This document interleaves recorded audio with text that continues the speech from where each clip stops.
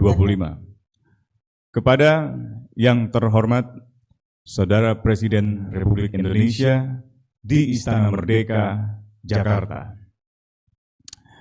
Kami, rakyat Indonesia dari berbagai komponen bangsa dan latar belakang serta tempat tinggal di Indonesia maupun di luar negeri, dengan penuh kesadaran dan rasa tanggung jawab menyatakan terhadap rencana penganugerahan gelar pahlawan nasional kepada mendiang Presiden Soeharto.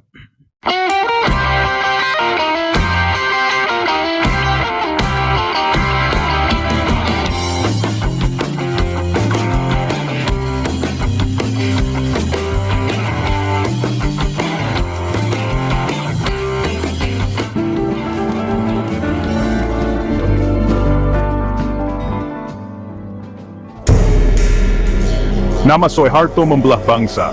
Bagi sebagian, ia bapak pembangunan bagi yang lain, simbol penindasan dan pelanggaran HAM. Video ini akan menelusuri siapa saja yang menolak Soeharto sebagai pahlawan, apa alasan mereka, dan mengapa luka Orde Baru masih terasa hingga kini. Lembaga swadaya masyarakat, LSM, seperti Imparsial, Kontras, dan ILBHI, telah lama menjadi garda terdepan dalam memperjuangkan hak asasi manusia dan keadilan di Indonesia. Ketika wacana pemberian gelar pahlawan kepada Soeharto mencuat, mereka dengan tegas menolak, menyuarakan suara korban dan keluarga korban pelanggaran HAM yang belum mendapatkan keadilan hingga hari ini. Mereka menyoroti pelanggaran HAM masif yang terjadi selama Orde Baru, mulai dari tragedi Silu 965 yang menewaskan ratusan ribu orang, peristiwa Tanjung Priok dan Talang Sari yang penuh kekerasan, hingga operasi militer di Aceh dan Papua yang menyisakan trauma mendalam bagi masyarakat. Setiap peristiwa ini meninggalkan luka sejarah yang belum sembuh, dan LSM terus menuntut pengakuan serta pertanggungjawaban negara. Pada masa Orde Baru, kebebasan berpendapat dan berekspresi dibungkam secara sistematis. Pers dikontrol ketat oleh pemerintah, berita-berita yang dianggap mengancam kekuasaan disensor, dan suara-suara kritis dari oposisi dibungkam dengan kekerasan, intimidasi, bahkan penangkapan. Penangkapan tanpa pengadilan, penghilangan paksa, dan penyiksaan menjadi alat kekuasaan untuk menakut-nakuti masyarakat. Banyak aktivis, mahasiswa, dan warga sipil menjadi korban, sementara keluarga mereka terus mencari keadilan yang tak kunjung datang. Selain pelanggaran HAM, era Orde Baru juga identik dengan praktik korupsi, kolusi, dan nepotisme, KKN, yang mengakar kuat di berbagai lini pemerintahan. Sistem ini memperkaya segelintir elit, sementara rakyat banyak harus menanggung akibatnya hingga kini. Laporan-laporan internasional bahkan menempatkan Soeharto sebagai salah satu pemimpin terkorup di dunia, dengan dugaan kerugian negara mencapai puluhan miliar dolar. Reputasi ini menjadi catatan kelam yang sulit dihapus dari sejarah bangsa. Bagi LSM dan masyarakat sipil, pemberian gelar pahlawan kepada Soeharto adalah bentuk pengkhianatan terhadap nilai-nilai kemanusiaan dan keadilan. Mereka menilai, penghargaan semacam ini justru melukai hati para korban dan mengabaikan sejarah kelam bangsa. LSM menegaskan, seorang pahlawan sejati harus bersih dari pelanggaran HAM dan korupsi. Gelar pahlawan seharusnya diberikan kepada mereka yang benar-benar memperjuangkan keadilan, bukan kepada sosok yang meninggalkan jejak pelanggaran berat. Memberikan gelar pahlawan kepada Soeharto dianggap merusak makna kepahlawanan bagi generasi mendatang. LSM dan masyarakat sipil berharap bangsa ini belajar dari sejarah dan tidak melupakan penderitaan korban demi masa depan yang lebih adil dan bermartabat. Di tengah hiruk-pikuk sejarah Indonesia, suara para korban dan aktivis HAM terus menggema, menolak lupa dan menuntut keadilan. Mereka turun ke jalan, mengangkat spanduk, dan menyuarakan pengalaman pahit yang mereka alami sendiri atau saksikan secara langsung. Bagi mereka, perjuangan ini bukan sekadar aksi simbolis, melainkan bentuk nyata perlawanan terhadap ketidakadilan yang telah berlangsung puluhan tahun. Setiap air mata dan ekspresi duka yang terekam adalah bukti luka yang masih menganga. Kesaksian mereka lahir dari pengalaman pahit, bukan sekadar angka atau data statistik yang dingin. Cerita-cerita ini adalah pengingat bahwa tragedi kemanusiaan meninggalkan jejak mendalam pada kehidupan banyak orang. Penyintas tragedi Silu 965 misalnya, harus menjalani hidup dalam bayang-bayang stigma sosial, kehilangan hak-hak dasar, dan dihantui rasa takut yang tak kunjung hilang. Banyak keluarga korban masih mencari kejelasan tentang nasib orang-orang tercinta yang hilang tanpa jejak. Mereka menanggung beban psikologis dan sosial yang berat, bahkan hingga generasi berikutnya. Bagi para korban dan keluarganya, Soeharto bukan sekadar tokoh sejarah, melainkan simbol dari penindasan dan kekerasan yang sistematis. Ia dianggap sebagai arsitek utama penumpasan brutal yang merenggut ribuan nyawa dan menghancurkan masa depan banyak keluarga. Aktivis reformasi 1998 seperti Wiji Tukul dan Mugianto menjadi korban penculikan, penyiksaan, bahkan penghilangan paksa karena keberanian mereka menuntut perubahan.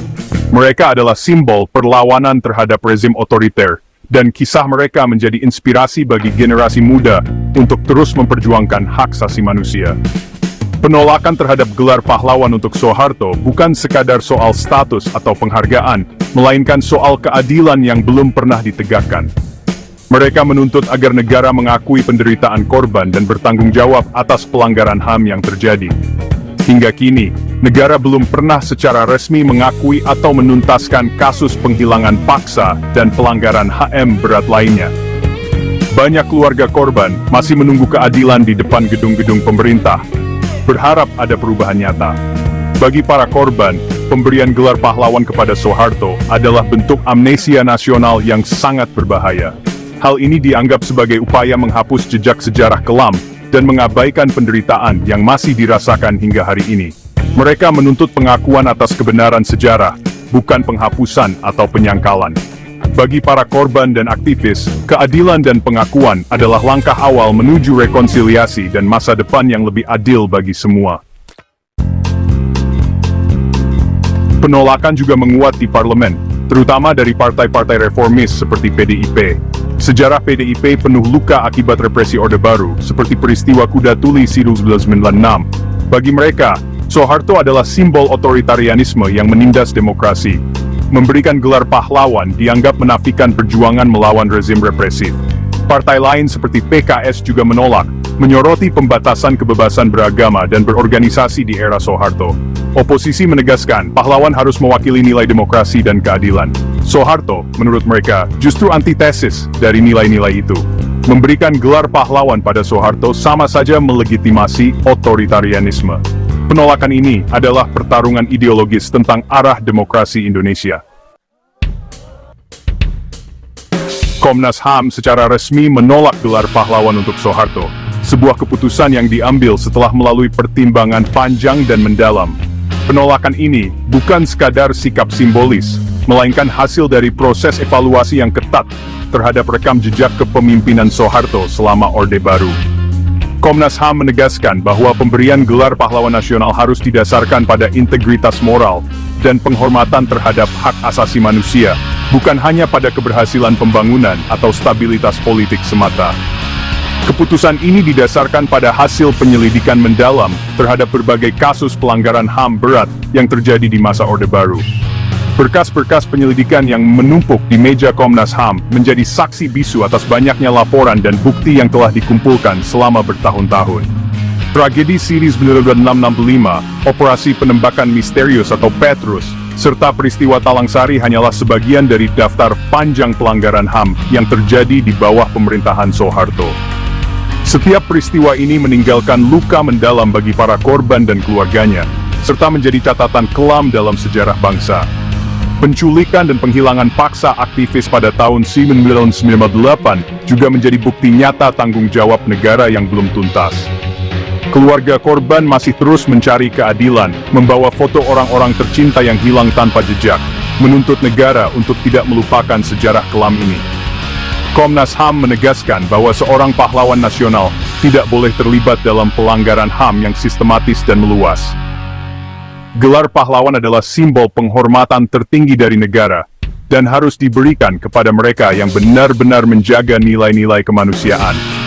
Memberikan gelar pahlawan kepada Soeharto bukan hanya soal penghargaan, tetapi juga soal pesan moral yang disampaikan kepada masyarakat dan dunia internasional. Gelar pahlawan adalah pengakuan moral tertinggi. Memberikannya pada Soeharto mengirim pesan keliru ke publik dan dunia, seolah-olah negara menutup mata terhadap pelanggaran HAM yang pernah terjadi. Jika gelar ini diberikan, maka seolah-olah negara membenarkan pelanggaran HAM demi alasan pembangunan ekonomi atau stabilitas politik. Padahal, pembangunan sejati harus berjalan seiring dengan penghormatan terhadap hak asasi manusia. Komnas HAM terus mengingatkan pemerintah dan masyarakat akan pentingnya menelusuri dan mengakui sisi gelap Orde Baru. Melalui seminar, diskusi publik, dan berbagai forum, Komnas HAM berupaya menjaga agar sejarah kelam ini tidak terulang dan menjadi pelajaran bagi generasi mendatang.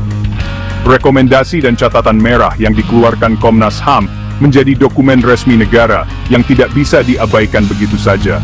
Setiap rekomendasi adalah hasil kerja keras dan dedikasi untuk menegakkan keadilan dan kebenaran. Penolakan gelar pahlawan untuk Soeharto ini didasarkan pada fakta dan data yang kuat, bukan sekadar sentimen politik. Komnas HAM ingin memastikan bahwa penghormatan tertinggi negara hanya diberikan kepada mereka yang benar-benar layak, demi masa depan bangsa yang lebih adil dan beradab. Para sejarawan dan cendekiawan menolak narasi tunggal kepahlawanan Soeharto. Mereka menyoroti manipulasi sejarah, desoekarnoisasi, dan glorifikasi Orde Baru lewat kurikulum dan media. Pemilu era Soeharto hanyalah formalitas, kebebasan pers dan politik dibungkam. Sistem floating mass mematikan pendidikan politik rakyat. Para cendekia menilai, pahlawan harus jadi teladan dalam hukum dan demokrasi, bukan pelaku KKN dan represi. Memberi gelar pahlawan pada Soeharto dianggap puncak manipulasi sejarah. Mereka menekankan, stabilitas ekonomi tak bisa menutupi pelanggaran hak dasar warga. Harga pembangunan Orde Baru dinilai terlalu mahal. Sang arsitek sistem otoriter tak layak dimuliakan sebagai pahlawan. Mahasiswa adalah ujung tombak penolakan sejak reformasi 1998 hingga kini. Bagi mereka, Soeharto adalah simbol rezim yang harus dilawan korup, represif, anti-demokrasi. Reformasi lahir dari akumulasi kekecewaan publik atas krisis, KKN, dan penindasan. 6 tuntutan reformasi menuntut pengadilan Soeharto dan kroni-kroninya. Memberi gelar pahlawan pada Soeharto dianggap menghina perjuangan dan pengorbanan para pahlawan reformasi. Mahasiswa menolak Lika jungkir balik, musuh reformasi dijadikan pahlawan. Penolakan mereka menjaga agar agenda reformasi dan penegakan hukum tak dilupakan. Setiap isu ini muncul, mahasiswa selalu jadi garda terdepan aksi dan diskusi publik. Semua penolakan ini bermuara pada gerakan melawan lupa. Gerakan reformasi di korupsi dan lainnya menilai wacana gelar pahlawan sebagai upaya mengaburkan sejarah. Bagi mereka, mengakui Soeharto sebagai pahlawan adalah langkah mundur bagi demokrasi. Itu membenarkan pelanggaran HAM demi pembangunan, pesan berbahaya bagi bangsa yang masih berjuang menegakkan demokrasi. Perjuangan rakyat SID 1998 adalah tonggak sejarah yang harus dirawat, bukan dilupakan. Memberi gelar pahlawan pada Soeharto mendelegitimasi perjuangan rakyat. Agenda reformasi masih banyak yang belum tuntas, korupsi dan pelanggaran HAM belum selesai. Melupakan sejarah kelam hanya membuka peluang terulangnya tragedi di masa depan. Penolakan gelar pahlawan untuk Soeharto berakar pada pelanggaran HAM, korupsi, penyalahgunaan kekuasaan, dan pengingkaran demokrasi. Pembangunan fisik tak bisa menutupi luka bangsa. Perdebatan ini adalah cermin bagaimana kita mendefinisikan pahlawan dan masa depan bangsa. Apakah pahlawan adalah pembangun infrastruktur atau pejuang keadilan dan kebebasan? Sejarah tak pernah hitam putih, pilihan kita hari ini menentukan karakter bangsa esok. Bagaimana pendapat Anda? Tulis di kolom komentar. Terima kasih telah menyimak, sampai jumpa di video berikutnya.